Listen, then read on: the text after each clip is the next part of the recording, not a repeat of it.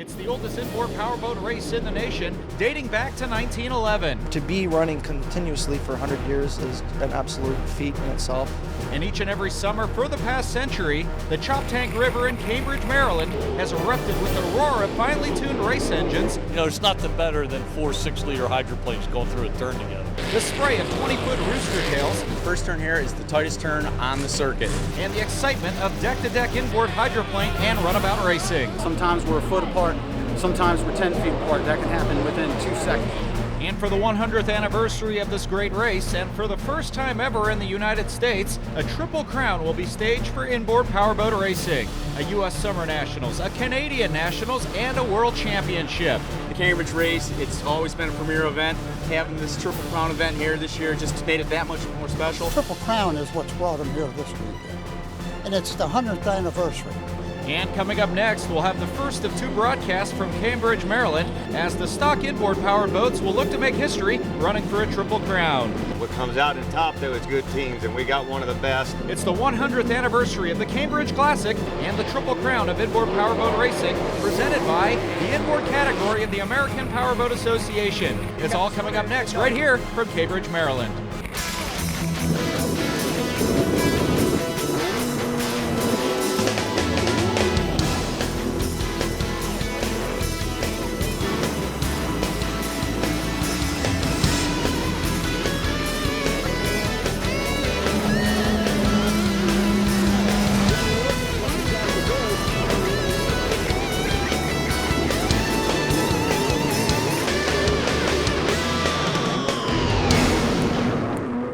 From the Choptank River in Cambridge, Maryland, it's time now for part 1 of our 2-part coverage of the Triple Crown of inboard powerboat racing. It's the 100th anniversary of the Cambridge Classic, presented by the inboard category of the American Powerboat Association. Hello everyone, and thanks for joining us on what is a very hot and humid day here in Cambridge, Maryland, inside of the Chesapeake Bay. A lot on tap here for our first of 2 broadcasts from this 100th anniversary race, where today we'll focus on the stock inboard powered race boats, while next week in part 2 of our continuing coverage, we'll showcase the modified powered race boats. I'm joined now by Dave Arnold. And Dave, a lot on tap here in part 1 of our 2-part coverage. Out here today we have 5 different classes that are running in the stock division. Of course, the smallest and slowest is the 1.5, but it's an exciting class nevertheless. One of the most popular classes we have, and the largest out here, is the 2.5 liter stock class. But don't forget, we have the exciting 2-man race boats out there, the Jersey Skits. Then we move on to the super stock, which are the lone flat bottom stock class out here. And then, of course, the largest and fastest, the 5-liter hydroplane. And the stock division is going to make some great racing today for all these classes. And for more on these stock boats, here's driver Kip Brown with his APBA inboard category tech tip. The significance in stock versus mod is mainly all in the engine. The running hardware, the skid fins, the rudders, the propellers, the struts, they're all of like manufacture. These classes are won and lost at the start. You're side by side or wide. You don't get that very often in a modified class. If you don't have an inside position and or you're not on your game at the start, forget about it. You're a done deal. And let's take a look down the race course here in Cambridge, Maryland, located on the Choptank River as we get set for this Triple Crown of inboard powerboat racing. This is a 1-mile surveyed course, so we can see a lot of great speed records hopefully set out here today. And in turn number 1 is very tight due to the opening of the river and puts them onto the back straight. And then in turn number 2 is located on the inside of the bay, a little less rough out there, so you're going to see some fast, high-speed sweeping turns to make it an exciting race day out here. And we'll kick off the 100th anniversary of the Cambridge Classic and the Triple Crown of inboard powerboat racing with the 1.5-liter stock hydroplane class, which can range in size from 13.5 to 16.5 feet in length. They weigh a minimum of 750 pounds, that's with the driver, and they utilize a 1980s Toyota Corolla engine and can reach speeds of nearly 100 miles per hour. And 10 boats would take the start, led by defending national champion and Hall of Champion inductee Brandon Kennedy of Bear, Delaware, who's just 18 years of age. He won the opening qualifying heat. But instead, up front early on, the Canadian Stephen Armstrong from South Mallorytown, Ontario, would lead the field through through turn number 2 at the top end of the race course.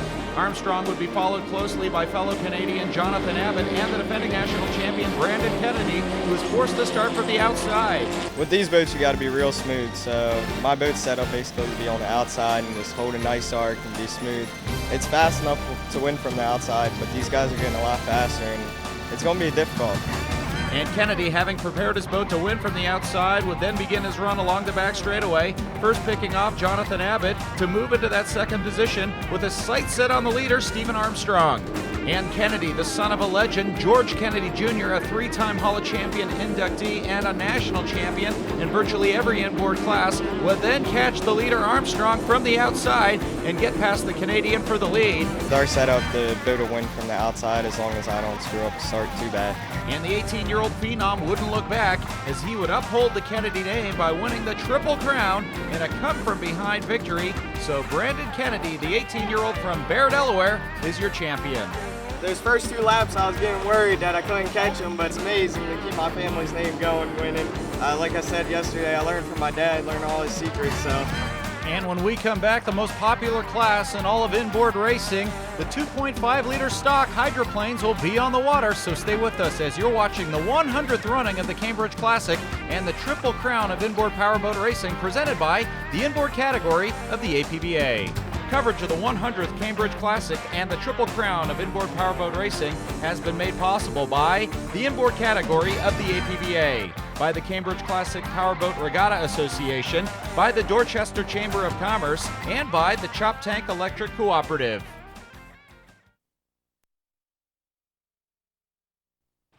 Welcome back to the 100th anniversary of the Cambridge Classic and the Triple Crown of inboard powerboat racing presented by the inboard category of the American Powerboat Association. Ian Howard, Dave Arnold along with you as we're getting set for 2.5-liter stock. And here's the class specs for 2.5-liter stock. It is the most popular inboard class in the APBA. They can run upwards 100 miles per hour. Time now for the 2.5-liter stock final. 8 boats in this main event. 22 boats, our largest class, showed up here in Cambridge for this 100th anniversary race and a shot at the Triple Crown. They've been running laps against the 5-minute gun. And Dave, the goal as always is to hit that start line when the clock reaches 0 at full throttle, and a lot of jockeying for position because, again, none of the lanes are assigned to these drivers, so everyone has had to fight for the position they are in. Bobby Kennedy, your defending national champion, looks like he is in good position as he is coming out of lane number 1, and he'll time the start perfectly as we are underway, as all the boats will head into turn number 1. And Dave, we know that is the roughest part of the race course. Oh, definitely, and they're heading down to that turn number 1. That's where they get into that river mouth there. A little bit choppier. You see the course a little bit tighter at that end there, so they can get him out of that rough water and then onto that back straightaway and come down towards turn number 2. And you can see right now that Bobby Kennedy, having that coveted inside lane, he has jumped out to a good lead. And they talk about this class being so evenly matched. Half the battle, Dave, is securing that inside lane, and it's one of the more interesting parts about inboard hydroplane racing. It's that battle against the 5-minute clock. So Kennedy wins that duel, and look at that battle behind him for second place. The Dutch Squires entry, the boat that won the national title back in 2007. That's the red and yellow boat to the outside left of your screen. And then you have Mike Monahan, who finished third back in 2007. Those 2 boats, Dave, with 1 lap down, battling for that second spot. Well, you got to talk about Justin Squires, the pilot of that boat out there. That boat actually holds the kilo and the 5-mile record. And we had a chance to catch up with the defending champion, Bobby Kennedy, and he talked about defending his title out there. Definitely every fast driver in the country is here. They're all good drivers.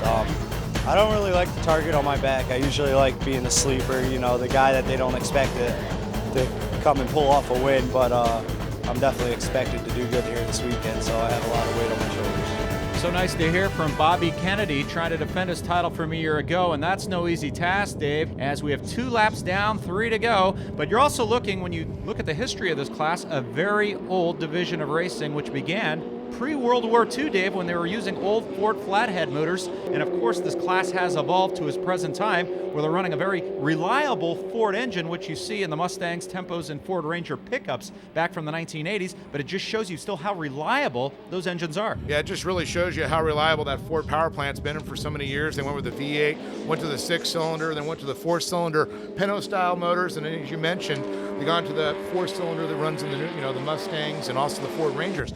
great power plant. You got to wonder with this evolution where it's going to end up. But I tell you, we got a great battle still developing there with Justin Squires and Mike Monahan.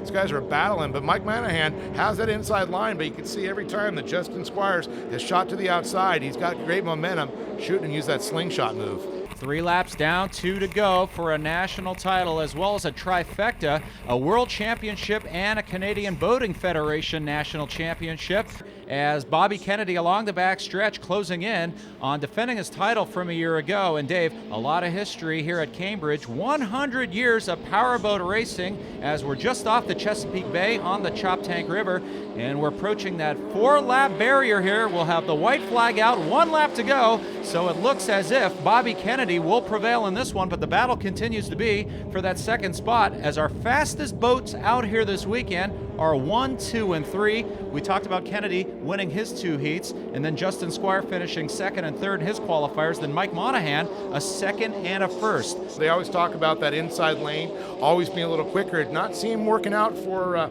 Monahan right now, because Squire seems to be on it, but when you get up to it, Bobby Kennedy on this last lap coming out of turn number 2, look like he's going to be taking that checkered flag in that possible national championship. Huge rooster tails coming off the side of Bobby Kennedy's 2.5 liter stock, and Justin Squires looks like he's making up some ground, but too little too late as they bring it through turn number 2 to the front straightaway, and it's going to be all S number 1, the boat of Bobby Kennedy from Bear, Delaware. He's going to win the trifecta. He's going to be your national champion, your world champion, and your Canadian Boat Federation national champion for 2010 as he defends his title from a year ago, as you get a look at all the final results. And let's now hear from our Triple Crown winner. That's Bobby Kennedy. I didn't know to go wide or go tight, so I went wide coming off the corner, and going in the corner, I'd hold it tight, trying to mess both their lanes up. Those guys don't give up. They have a lot of heart. I don't know how I pulled it off, but I did. And when we come back, one of the more wild rides will be on the water. The Jersey Speed Skiffs will be up next as you're watching the 100th Cambridge Classic and the Triple Crown of Inboard Powerboat Racing, presented by the inboard category of the APBA.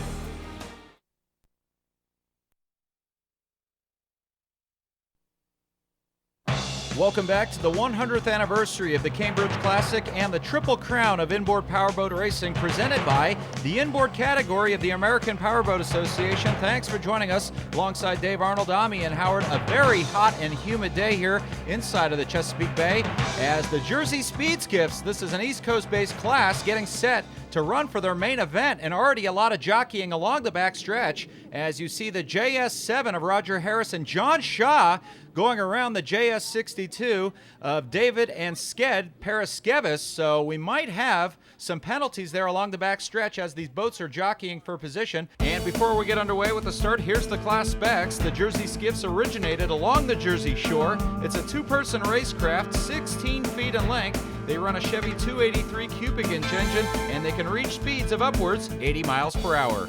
Time now for the Jersey Speed Skiff main event. We point out the fact that the boats run laps against the 5-minute gun, but none of the lanes are determined. You have to battle for your lane position. We saw that with the JS62 and the JS7. Both were camped out in lane number 1, but the JS7 went around kind of out of bounds, if you will, to jump in front of the JS62. These boats are similar and different in a lot of things. Hydroplane, of course, rides on a cushion of air right above the water. They have the skid fins. These don't have the skid fins. They both have direct drive, a rudder, but these things basically push to the water, kind of dance from side to side in the chines. And of course, instead of having a capsule or an open cockpit, they actually kind of have a roll bar. As you saw from the bumping and grinding we saw in the beginning, that is very necessary to protect the pilot or the driver and the rider mechanic. And Dave, as the JS7 leads it with 1 lap down, 4 remaining, the most noticeable thing about the Jersey Skiffs, 2 riders inside of the cockpit. Yeah, but going back even to the days of IndyCar racing, back in the early 1900s, they had 2 people in the car. One was a rider mechanic that would work on the vehicle. Same with the boats. They monitored fuel pressure, oil pressure. Now he's a deck rider. He's basically there to help keep an eye on traffic and let them know where to go. And the JS7 continues to lead it as he heads along the back straightaway. So a nice job by Roger Harris and John Shaw of securing that inside lane. Again, we'll have to wait word from the officials whether it was a legal move or not. But earlier we had a chance to talk to Roger Harris, who has manufactured more than 75 of these skiffs in New Jersey, and he talked about the challenges of running for a Triple Crown here in Cambridge, Maryland. We have some great drivers here from the past. We have Dave Paraskevis, we have Rob Garitano, and to be able to race against them is an honor, and hopefully we'll be able to beat them through the weekend. We're the fastest qualifier of the weekend.